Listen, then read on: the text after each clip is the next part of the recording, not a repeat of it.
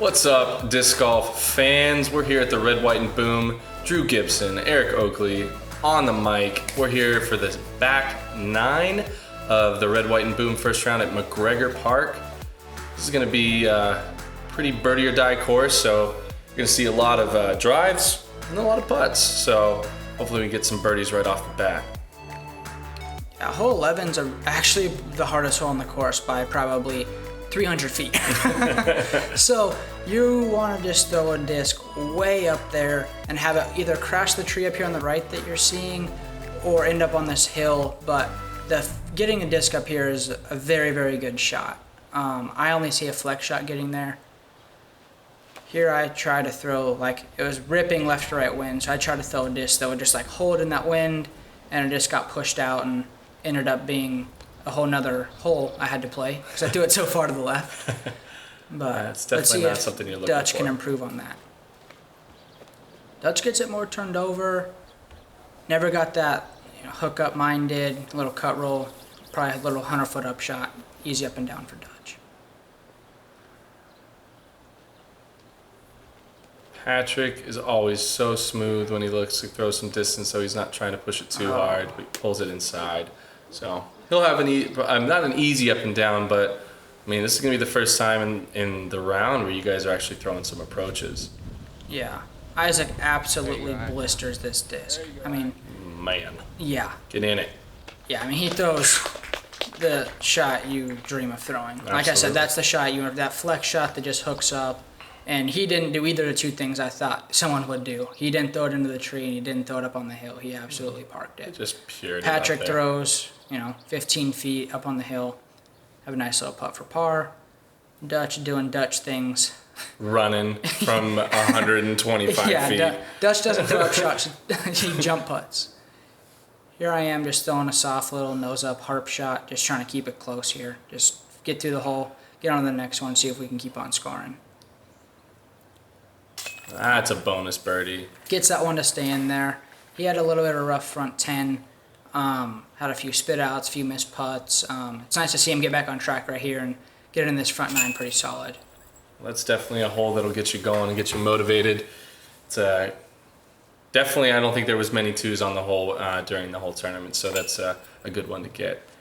You guys are cleaning up your pars, which is really good to do here, especially on a hole where we don't want to lose too many strokes. Yeah, no, this is a hole where if you just want a 2 really, obviously, but a 3 you're not ashamed of a 3 at all. Absolutely. You're moving on pretty stoked about that. Yeah. So the next hole is downhill, pure hyzer. I wasn't sure about the distance, and I ended up putting mine long, so we're gonna see what you guys can do with it. But it's a kind of a dream hyzer for most players. You just throw it out there on these rolling hills, give yourself a look for 2. Yeah, on this hole, you're just trying to get it up there in the sky and let the disc work. You're not really shaping a shot here. You're just going to throw it up there. Izak actually hits what I thought out of his hand was a perfect shot. And as you can see, it just drops and drops and drops and drops. It's like an elevator, man, going down. Yeah, I thought the reward he got for that shot was not very good. I thought he threw it pretty good. That's tough. Here, I'm just trying to throw that hyzer we're talking about. And immediately you can see the disc, the nose angle just changes. And that wind that you see my disc bouncing on now was what turned it over. So I didn't learn much from his. I thought I was going to drop and do crazy stuff. It did crazy stuff on the other side. Mm-hmm. Dutch looking like he's trying to go a little more direct. Gets the shoulder over, and that's going to cruise a long way. And then same thing, getting dropped out of the sky. That wind was not having. I mean, that's not out of Dutch's range, but that's definitely not where Dutch wanted to be. Totally. Patrick here.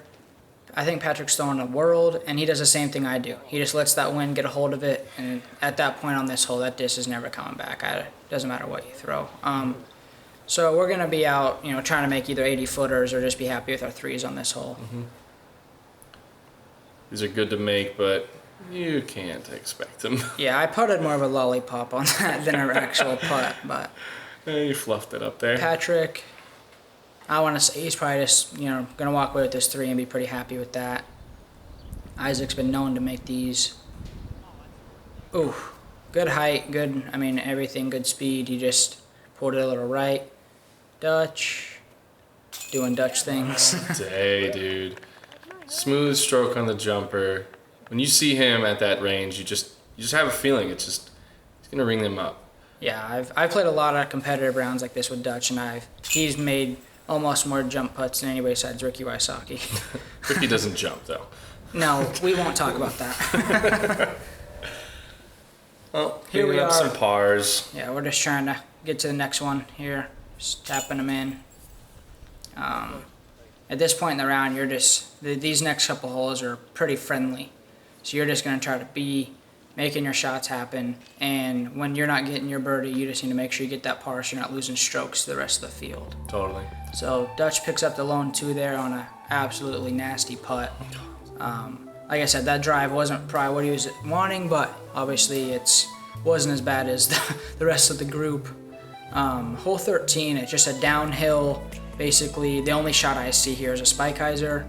I threw a thumber actually, and it's there, and worked Alright. out. I got the 2, but it's a weird hole because if you don't have that big arm where you can throw something over the top, you got to get creative Or like like this.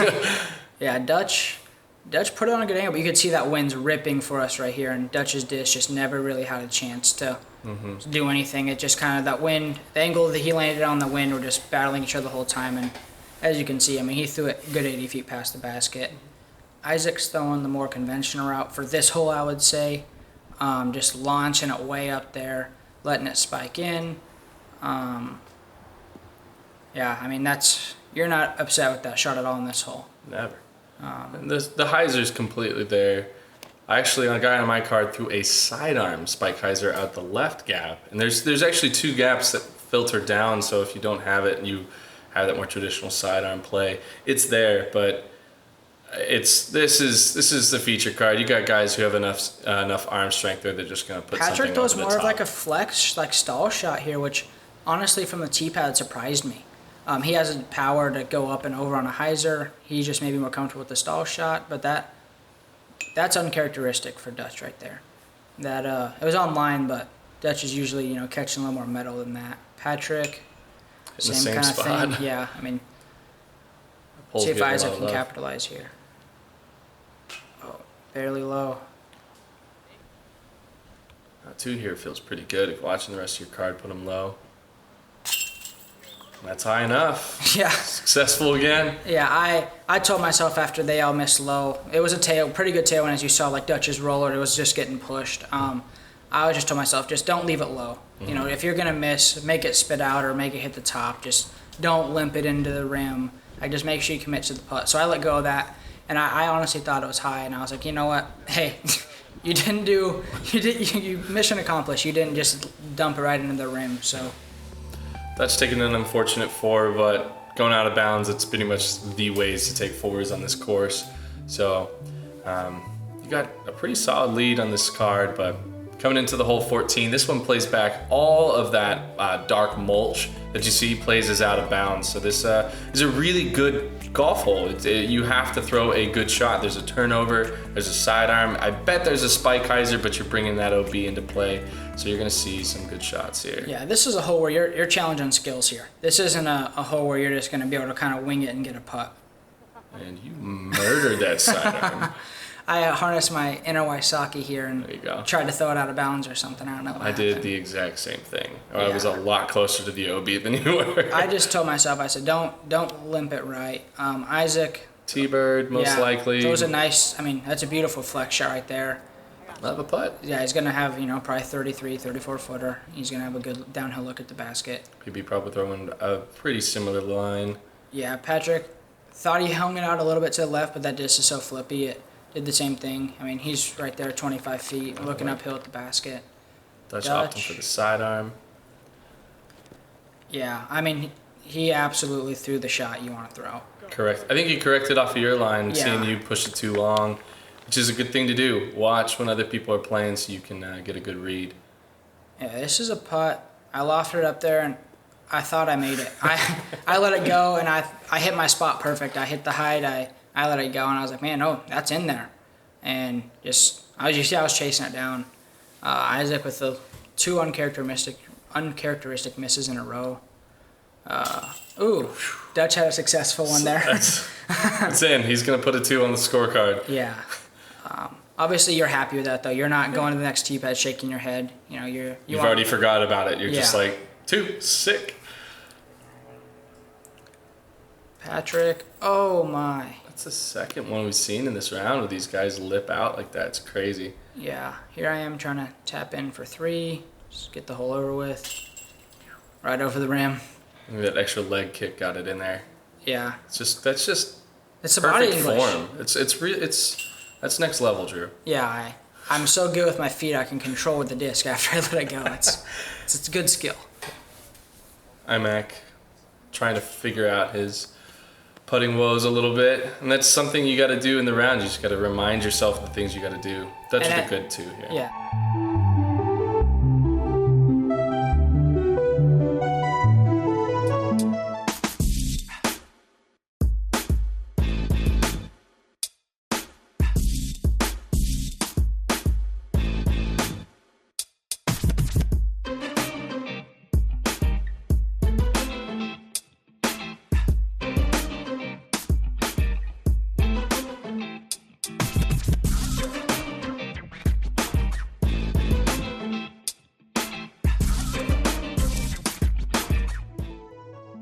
Well, after our commercial break, we're back. Hole 15. This is a hole where the double mando is pretty self-explanatory. You should hit the gap every time. And you're throwing it down into kind of a jail of trees. It's slightly downhill, low ceiling, lots of obstacles, and you can throw a great shot here and not have much of a putt. So we'll see how these guys attack it. Yeah, I personally don't see you going another way around that mando. When you're sitting on the tee pad, like it's not much of a guess as to what way you'd throw it, mando or not. So Dutch throws it over there in that jail spot you're kind of talking about. He might have a putt around the trees. Triple X. Yeah, I'm just trying to throw I've obviously pulled it a little bit up to the left. Whacked in the jailhouse over here. But this is one of those holes that you can kind of throw just about any shot and just hope it sits and hope it gets down there, because you can kick towards the basket, you can kick away from the basket, you can kick in the basket. You never know. It's just one of those. There's Izak with that P2 again. Yeah, he double kicked. I mean, he's going to go probably 40 feet long there, double kick, 10 feet. Patrick, those are beautiful. I mean, that's Patrick's game right there.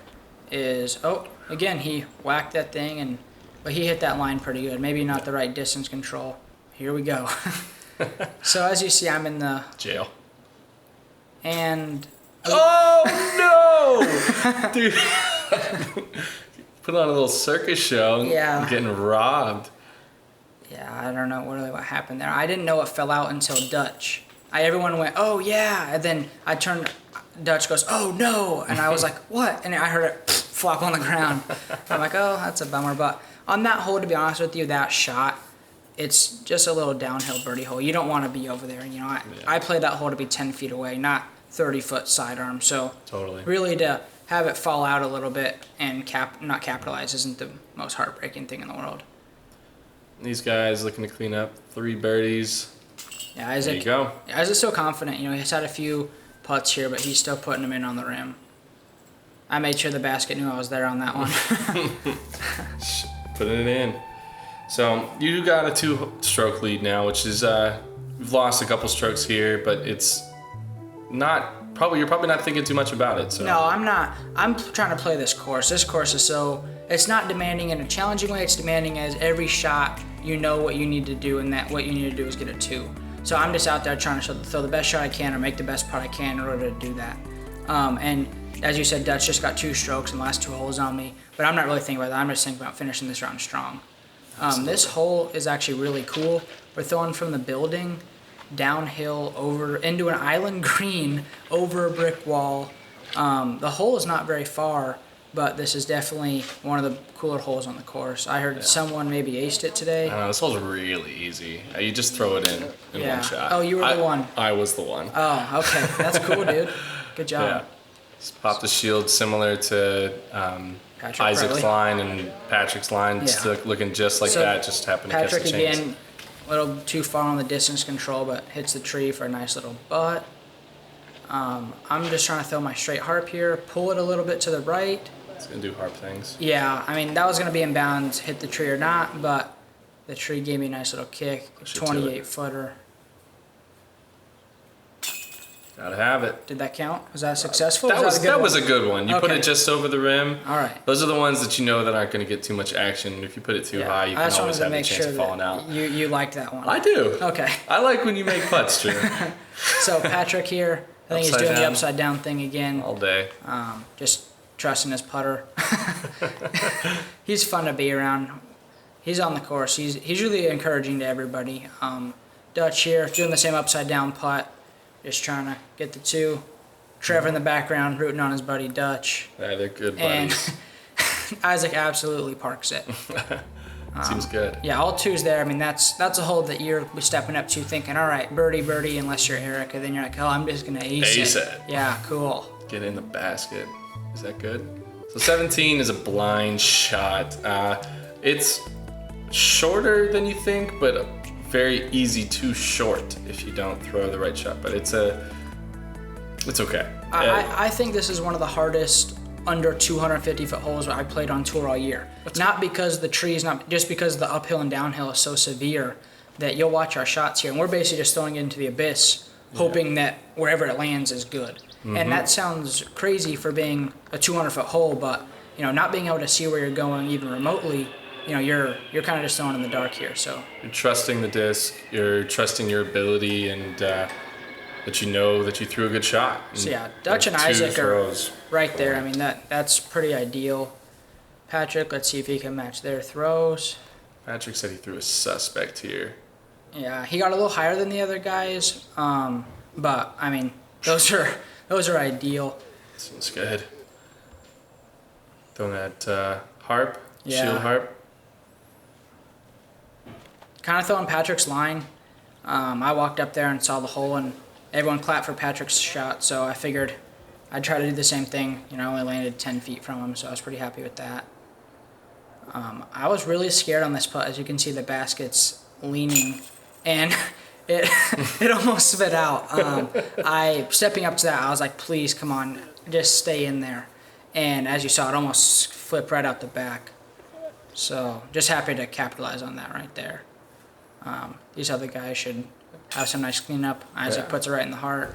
Nice little star frame this late in the game also feels really good as a card, because now you guys know you're down that last stretch, and everybody wants to just pick up as many strokes as they can. Especially on the rounding out on these holes, there are some of the more birdieable holes on the courses. So. Yeah, I mean, these are holes where finishing the round, whether you have a good round going or not, you want to be getting these holes to either keep your good round going or salvage the round that maybe you're not playing the best. So Patrick and Izak sitting at 6. It's a pretty good place to be with a couple holes that can definitely make a push on the end. 18. This is the one that got me, but it's an interesting hole. If you go left, it's bad. You go right, you see some water. You're going swimming to a really nice peninsula or even like strip. Green for this, but there is a lot of jail to be had on this hole. Yeah, this is one of the most demanding holes on the course. And again, it's just like the last hole. It's not because of the distance. It's because of the shot you have to shape. And, I mean, unless you're like Dutch and you're just absolutely... just really good at this game. Yeah, I mean, that shot right there, especially to lead off the group, he didn't get a test dummy. He didn't get anything else. I mean, he's just stepping up there, and that's just straight skill he's showing. Izak with that P2 again. We're all yelling right here, get in, get in. And man. Yeah, I mean, he throws the shot that, I mean, you dream of throwing a shot like that. So far, 2 for 2. This lead group's doing pretty good, or feature card, I guess. Patrick throws it a little low with his suspect, but it never really dropped. It just kind of kept that nice height and just kind of rode down the hill. I'm going to try to follow their line. I mean, they all showed me what to do, so I'm going to just try to throw the same shot Izak threw with a stable putter through a harp here, and just see if I can get it just to do that. Routine. Look at this lead card, everybody. Oh, FollowFlight. Oh. Yeah. That's a harp you're throwing there. You can tell you've had that in the bag for a while, sitting straight. Yeah, that baby's been in the bag since day one. But, yeah, I mean, for as crazy as it sounds on, this hole, we're making this hole look easy. I mean, this hole is not as easy as we just made it look. This is 4 of the best drives I think this hole saw all day. Yeah, I would believe that. The water to the right, these trees over here to the left are very unforgiving. If you're over there any farther than Izak is, you're gonna have a tough time. And as you see, you know, we're just pretty routine on the tap in here. But we made this hole, good work of this hole right here. All 2s. I think that's our 3rd or 4th star frame in a row. Seems real good. Yeah, this end of this round, we all finished pretty well. Hole 19. I mean, this hole, I think it's beautiful. You're throwing right off the tee pad, just a straight uphill, and then you have the water, then it's uphill again, then you have the sidewalk, then it's uphill again, and this is just a demanding hole. I mean, you have to throw the correct shot on this hole in order to get a putt, but you get rewarded. You're not going to throw a good shot here and not get the reward. So Dutch, throwing a little fairway driver up there, and look at that, just perfect speed, perfect everything. And have a putt. Yeah, right inside the circle. It's a good hole to finish on because, like you said, it is demanding in its own right, but it's all there to be had, and these are the type of holes that you kind of ask for. It's like, hey, if you want the birdie, if you want to look at me, throw the shot. And you're not relying on any luck of hitting some trees or anything. It's just, if you do what you're asked, you shall be rewarded. Yeah, this is a shot where, just like that, I mean, he couldn't have thrown it much better, and obviously he's going to get the reward for having the shot. I'm throwing an EMAC Truth up the hill here. I actually saw Izak throw his mid-range, and I just figured I'd follow suit. Again, you know, I just hit the line, put the disc in the spot to get a scoring opportunity, and I'm coming up here hoping to knock it in to finish a pretty solid round. Absolutely. Izak, that was high, but in his defense, there was someone adding a scorecard, like walking in circles, really kind of bugging him. He pulled off that putt about 3 or 4 times, so to actually nail that in there is a good way to finish the round. And this is right by Tournament Central, so there's a lot of stuff going on. The tee pad for 16 is right behind those guys over there, so there's a little bit cramped towards the end, but you know, this is where you show you're a true professional by, doesn't matter what's going on, bang the putts and go turn in that card. Yeah, I mean, we're all, like I said, these last couple holes here, we've all kind of turned it on a little bit, and it's not that the holes are challenging, but these holes are definitely holes where you could not get 2s. I mean, nothing is a guarantee out there, so the way we just finished this round is actually we made these holes look a little easier than they are. And we all made good putts there. I mean, everybody, you know, maybe they weren't the cleanest, but I mean, we all scored, and you know, that's what you're going for out here, is just getting those birdies and making sure that, you know, you're adding that scorecard with a smile on your face. I mean, solid round, handshakes. You can tell you guys are good friends, and you know, that's the beauty of our sport, is most of us are, and we love playing with each other and challenging each other. Yeah, I mean, this is a pretty good group. I mean, we all had fun. We laughed all the time. But Dutch is someone who we don't get to play with most often. He doesn't go really on tour, but to be out there with him is a real treat. I mean, the guy is a class act all the way around. Yep. 45's a hot. You got Mike Blakely, you yourself, Gary Costa, Trevor Harbaugh to lay out the lead card. That's it for round 1 of the Red, White, and Boom out at McGregor Park. Big thanks to Boom, big thanks to Jomez, big thanks to Dynamic Disc for doing all they did for this tournament. Big thanks to Drew, hanging out for a little bit. Big thanks to you. Yeah, dude. Super fun time. We hope you guys stick around for round 2 whenever that happens, and you can find out the winner. So, yeah, just keep being awesome and be dynamic. Yeah, thank you guys for watching. I'm sure we all appreciate the support out here on tour. It's awesome that you guys support us and to watch the videos, and I love reading the comments that everyone has to say. Yeah. Keep watching Jomez. Thanks, guys.